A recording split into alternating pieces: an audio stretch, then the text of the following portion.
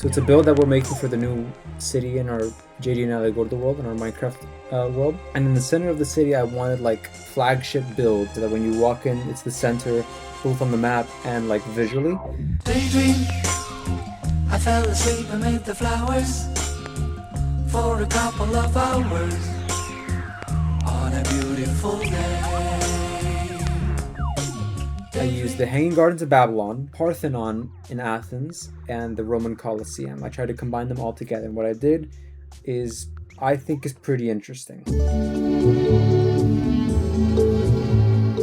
So first and foremost is I tried working on one single pillar, not the corner, so that way I can copy it, duplicate it, and whatever. I wanted to use the Parthenon and as inspiration in the sense of like I wanted there to be a lot of pillars. You can see there's like a little bit of an arch here, not too much. I wanted these to look a little bit more ornamental than the ones at the bottom. I wanted the bottom ones to look strong. There's green at the bottom to hide the floor of the supports because I didn't think what I was coming up with looked good, so I decided to just cover it up with greenery. I put this giant panel here. There's space for text, so you can see here a bunch of ABCDs. You know, Alexander or whatever, if he wants to put some text there, there's a bunch of space for it. It looks better with the text than without the text, as you can see. Originally, for the borders, we had these like closed in ones, which made it look a bit rougher. But by removing it and putting just these light ones here, like the walls and then glass panes on top and then pattern that, it makes it feel a bit more opened. But try to make it a little prettier on each one, or the shape a little bit more complex as much as I could. So this one, you get the pillars are simpler at the bottom, and then they open up to create a nice little image. Up here is much more simple because I have much more space to work with, and you'll see what I mean. So, and when I worked on one side, basically what I just did, I worked from here to about here, and then just copied and pasted that. So when you copy and paste just from like the half mark, you can just duplicate everything else. So if I were to just get from half point here, you can paste, duplicate, and then just keep going, and then just keep going. So starting down here, you can see I'm gonna put some night vision on. Originally, I wanted to have this section here, space for room, but then there's also a mosaic here that I didn't want to cover. You can't really see it with the night vision, and you definitely can't see it without the night vision. Yeah, at night you can see it much better.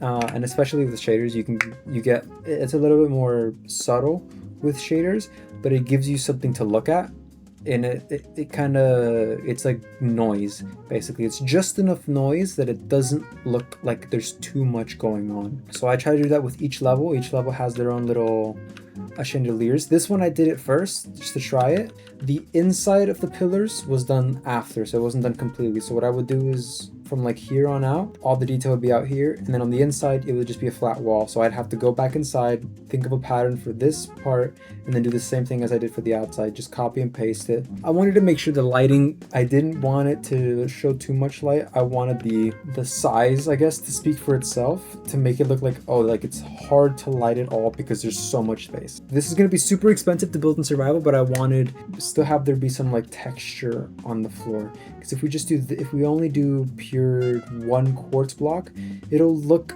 too clean, it'll look too orderly, it won't look very nice. So up here and even up here, there's a gradient of all the colors, not gradient, but like a noise pattern of all the colors. So I worked on all of these on one, and then I just copied and pasted to the rest, so it's all the same, either mirrored or put in different spots. Yeah, I just wanted to make it look old but not too old. So obviously there's not grass everywhere, it doesn't look chipped, it doesn't look like it's deteriorating, it just looks old, it looks ancient. The only thing left for the exterior is really this roof. Originally it was just going to be this like block of like this, basically this block of one single color. In this case it was going to be brown.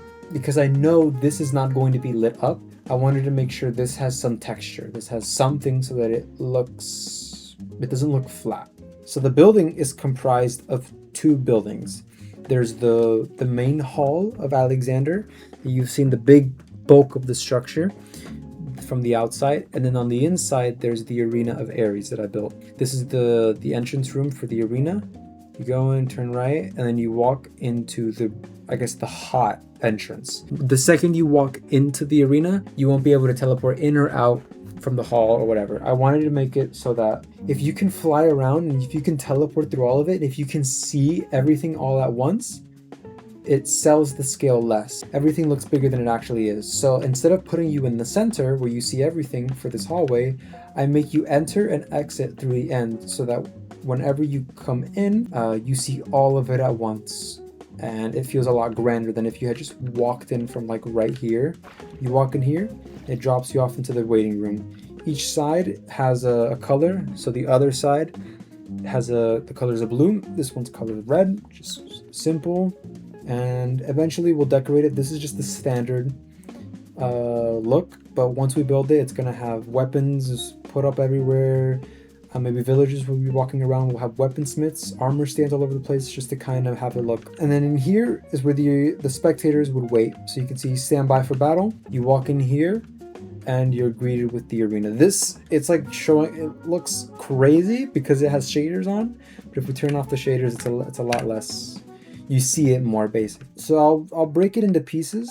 All of this is all me breaking the arena into pieces and trying to figure out how each piece is going to fit with the previous piece that I built. So the first thing I did was build the arena itself, and I knew the arena had to be, it was centered on the arena, so I didn't want to have the stadium be huge but the arena small. You can see the arena is like right here. The walls are about right here, so there's really not that much space. Over here there's a tremendous amount of space, but from side to side, from width, there's not a lot of working area, and that's what made it very difficult to work with. You can see I worked on one corner of the seating and then just copied and pasted it by 4s. You can see I'm working on the supports. I was thinking of what to do for them. Once I had a nice shape that I liked, I put them all together. After that, then I copied and pasted the dimensions of the topmost floor, which is where the supports would touch, so that I knew how it would look. And it was looking good. And then the second problem was I hadn't built the roof. So I covered the roof, I covered the floor, and then it looked really empty. And then I was like, okay, what's the issue? And then I realized the issue is that this negative space up here, which used to be all just white, took too much of your attention. Obviously here they look completely different from the rest, but because they're not lit up at all, it kind of just fades into the background. So you're looking at this, or you're looking at the arena, or the seats, or the pillars, or the domes. I always wanted there to be an opening up there. I didn't want to completely close it in because how it looks so much better with the hole here, especially when the light is hitting it. It looks really cool. The shaders make the light change color, like a sandwich basically. So you can see it comes out at the bottom, comes out at this side at the bottom, and in the middle there's nothing. This is because these like rooms in here, they're so tall that I needed a lot of extra space. So you can see here it goes through this floor. I wanted this floor to be usable, have more stuff in it, but this just takes up so much space. But I think with what I set out to do, I think it came out pretty well.